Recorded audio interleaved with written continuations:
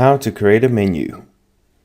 Now that we've created all of our pages and got our basic settings down, what we need to do is assign a menu, which is up here at the top right. Now, if you don't know how to do this, it may seem a little bit confusing, but I'm going to quickly run you through it.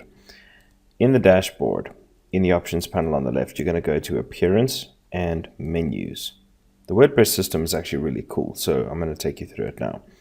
Okay, what we'll first need to do is actually create a menu. Now this is just like creating a menu name. You can see here some of my previous ones. My favorite one to use is just top menu because I always know where it is. And I say create menu. You're going to do the same. All right, you'll see there's some settings here, but we'll get to them now. Now on the left hand side is all the pages of your website, your blog posts, your portfolio items, everything. All of these can actually go into a menu, but we're just going to use pages.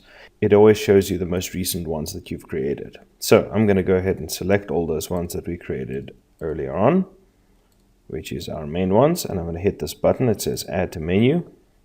And you'll see it'll throw them all out to the right hand side here.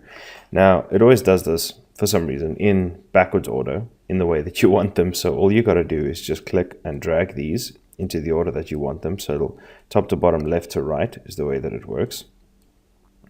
And just for interest's sake to explain how the WordPress menu works, if you've never done this before, is that if you leave them like this, they'll just be single links to different pages. Now say you want to create a sub menu, so a page within a page sort of thing. All you have to do is click something like this and just drag it to the right.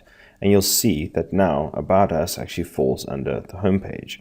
And you can do this as many times as you want. So now you'll have a submenu with a submenu underneath that, and you can drag them around as you please, which is quite nice. But okay, now that we've got our main pages set there, the only thing that you'll want to do in the menu settings here is select primary menu. And while we're at it, we'll select footer menu, and I'll explain where that goes now. And it's as simple as that. When I hit save menu now, and I go back to the front end of my home page and I refresh, there you go. There's our top menu.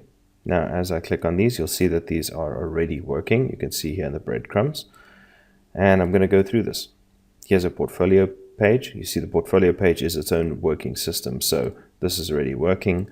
The blog page is its own blog system. Contact page, these are all blank. And creating a menu is as simple as that.